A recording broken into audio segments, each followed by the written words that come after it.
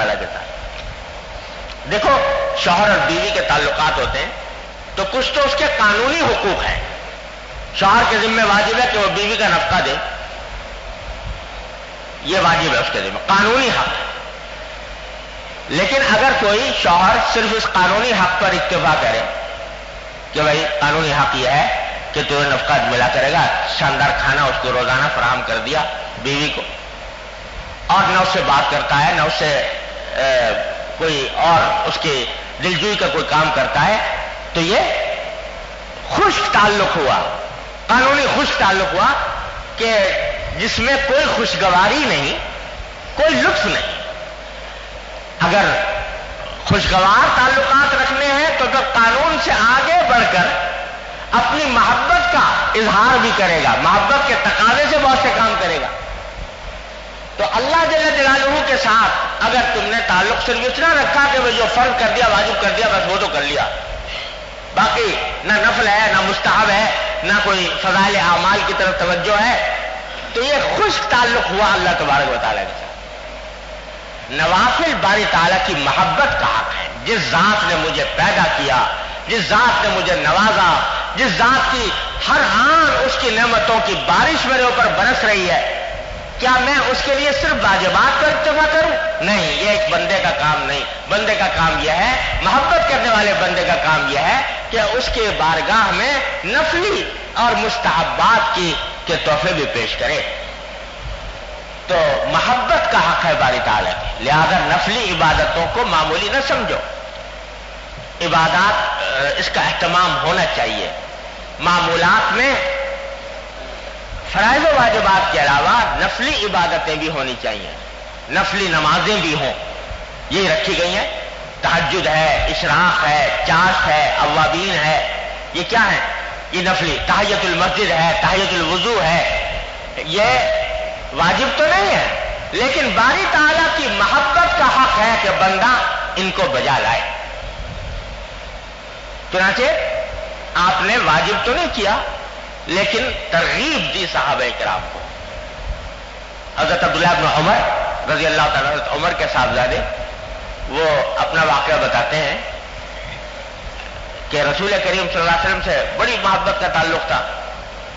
تو وہ اپنا واقعہ بتاتے ہیں کہ میں دیکھتا تھا کہ فجر کے بعد رسول کریم صلی اللہ علیہ وسلم جب تشریف فرما ہوتے تو مختلف صحابہ کرام آ کر اپنے خواب بعض اوقات بیان کرتے تھے حضور کے سامنے کہ حضرت میں نے آج رات میں یہ خواب دیکھا، دوسرے کہتے میں نے آج رات میں یہ خواب دیکھا. حضور بعض اوقات اس کی تعبیر بھی بیان فرما دیتے تھے اور بعض اوقات اس کو کوئی اس میں کوئی بشارت ہے تو اس کو بشارت پر بھی مطلع فرما دیتے تھے. عبداللہ بن عمر کہتے ہیں رضی اللہ تعالیٰ عنہ کہ میرا معاملہ یہ تھا کہ میں سوتا تھا تو مجھے کوئی خواب ہی نہیں آتا تھا، خواب آتا ہی نہیں تھا. تو میرے دل میں بڑی تمنا تھی کہ کاش مجھے بھی کوئی اچھا سا خواب آئے اور جیسے لوگ حضور کے سامنے اپنے اپنے خواب بیان کرتے ہیں تو میں بھی حضور کی خدمت میں اپنا خواب بیان کروں اور آپ اس کی کوئی تعبیر دیں.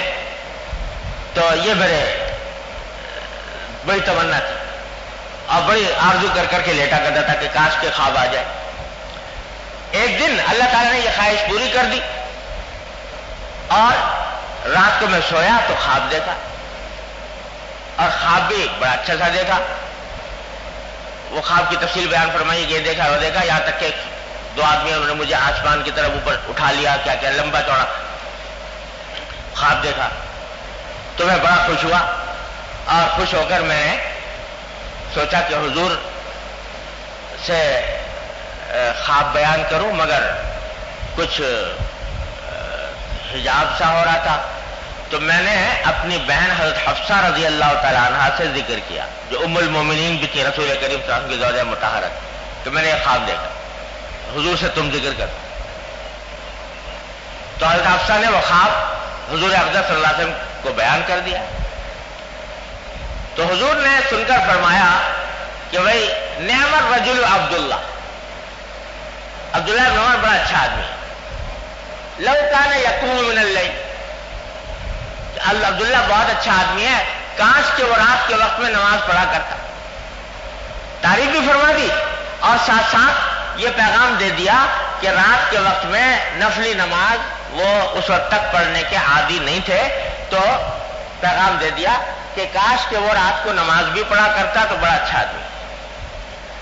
حضرت حفصہ رضی اللہ تعالیٰ کے پاس جب حضور سے نے فرمایا تو عبداللہ بن عمر سے کہا کہ میں نے حضور نے یہ جملہ فرمایا ہے آپ کے بارے میں۔ حضرت عبداللہ بن عمر فرماتے ہیں کہ بس اسی دن سے میں نے عہد کر لیا کہ زندگی بھر رات کی نماز نہیں چھوڑوں گا، پھر ساری زندگی نہیں چھوڑی۔ تو اس طرح ترغیب دیتے تھے رسول کریم صلی اللہ علیہ وسلم نفلی نمازوں کی۔ تہجد ہے، اشراق ہے، چاشت ہے، اوابین ہے، یہ ساری نفلی نمازیں ہیں، تحیۃ الوضو ہے، تحیۃ المسجد ہے، ترغیب دی۔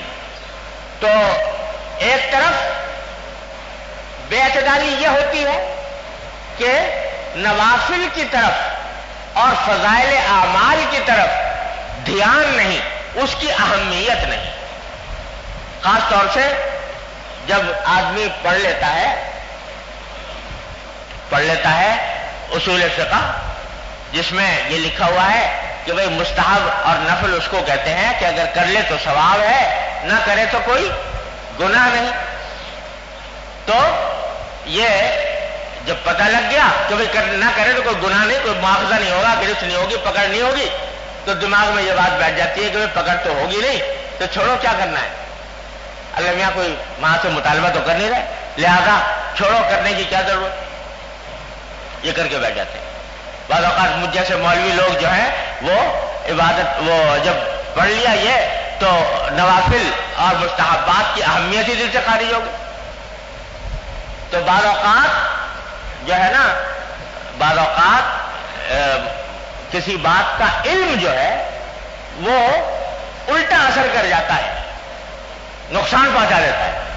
ایک عام آدمی ہے، اس نے سن رکھا ہے کہ بھائی عشاء کی 17 رکعتیں ہوتی ہیں مثال کے طور پر، تو وہ 4 پہلی بھی پڑھے گا اور 2 سنت بھی پڑھے گا اور 2 نفلیں بھی پڑھے گا اور 3 وتر بھی پڑھے گا اور 3 وتر کے بعد 2 نفلیں بھی پڑھے گا۔ لیکن جب پتہ چل گیا کہ فلاں فرض ہے، فلاں سنت ہے، فلاں مستحب ہے، اور مستحب کا مطلب ہے کہ کرو تو ثواب ہے، نہ کرو تو کوئی گناہ نہیں، تو اس معلوم کرنے کا نتیجہ یہ ہوا کہ چھوڑو بیٹھے کہ نہیں کرے۔ تو یہ نقصان کی بات ہے۔ اے روشنی یہ طلعت برمن بلا شدی، بعض اوقات یہ نقصان پہنچا دیتا ہے۔ تو ایک طرف انتہا یہ ہے کہ نوافل اور مستحبات کو اہمیت نہ دینا، فضائل اعمال کی طرف توجہ نہ ہونا۔ ہمارے حضرت والا فرماتے تھے کہ میں نے ایک صاحب سے ذکر کیا، ایک مرتبہ اذان ہو رہی تھی اور انہوں نے اپنی بات جاری رکھی، جو بات کر رہے تھے وہ کرتے رہے اور جواب دیا نہیں اذان کا۔ تو میرے منہ سے نکلا کہ بھائی اذان ہو رہی ہے، اذان کا جواب دے دیں۔ جواب انہوں نے فرمایا کہ ہاں سب پتہ ہے، کوئی فرض واجب نہیں ہے اذان کا جواب دینا، کوئی فرض واجب نہیں ہے اذان کا جواب۔ گویا کیونکہ فرض واجب نہیں ہے لہذا اہتمام کی بھی ضرورت نہیں۔ تو گویا مستحبات اور نوافل اور فضائل اعمال کو بے وقعت سمجھنا اور ان کو بیکار سمجھنا، ان کے اہتمام نہ کرنا، یہ بات پیدا ہو جاتی ہے۔ اللہ بچائے، اللہ تعالیٰ محفوظ رکھے۔ تو یہ ایک زبردست بے اعتدالی ہے۔ ارے بھائی، یہ فضائل کس کے لیے آئے ہیں؟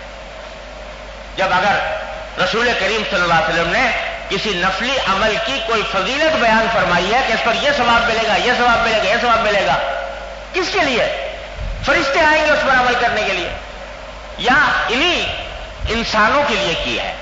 تو اس واسطے اس کی بے وقت، ہاں یہ اللہ تعالیٰ کا کرم ہے کہ اس نے ان کو ہمارے ذمہ ایسا واجب نہیں کیا کہ بھئی چھوڑنے سے گناہ ہو، لیکن اس کا مطلب یہ تو نہیں کہ آدمی اس کی طرف توجہ ہی نہ دے۔ تو ایک بے اعتدالی یہ ہوتی ہے۔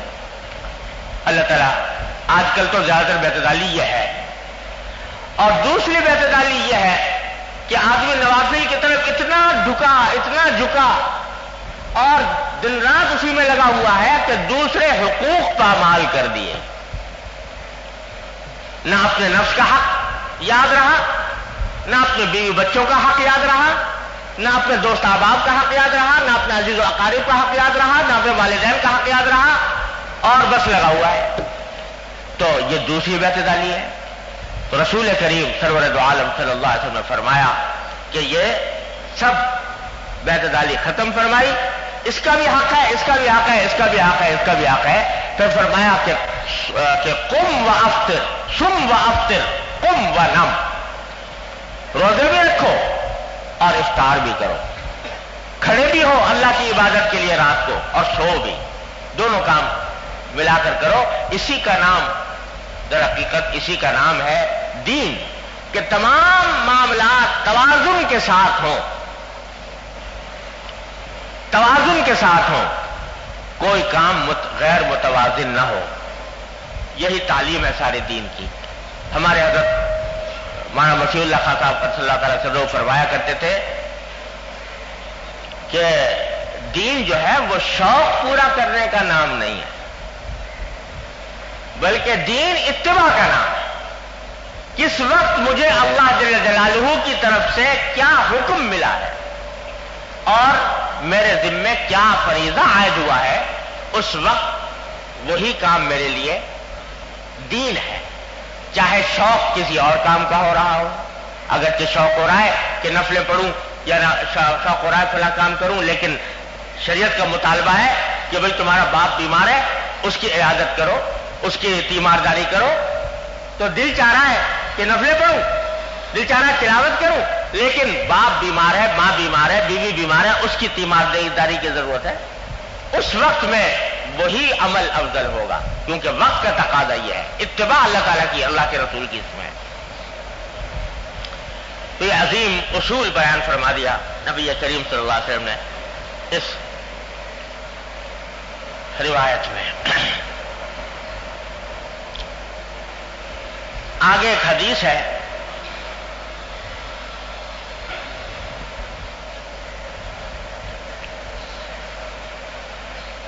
ایک صحابیہ ہے حضرت قیلہ رضی اللہ تعالی عنہ. وہ فرماتی ہیں، یہ کیونکہ میں نے جہاں خیال کیا تھا یہ سارے احادیث جو چل رہی ہیں یہ آداب مجلس اور بیٹھنے اٹھنے کے آداب سے متعلق ہیں. تو اسی ذیل میں امام بخاری رحمۃ اللہ علیہ یہ حدیث لائے ہیں حضرت قیلہ رضی اللہ تعالی عنہ کی. فرماتی ہیں کہ میں نے نبی کریم صلی اللہ علیہ وسلم کی خدمت میں ایک مرتبہ حاضر ہوئی تو میں نے دیکھا کہ رسول کریم صلی اللہ علیہ وسلم ایک ایسی حیات میں بیٹھے ہوئے تھے جس کو عربی میں قرفصا کہتے ہیں، اور اردو میں چونکہ کوئی اور لفظ اس کے معنی پر دلالت کرنے کے لیے نہیں ہے، اس واسطے اس کا ترجمہ اردو میں اکڑوں بیٹھنے سے کر دیتے ہیں.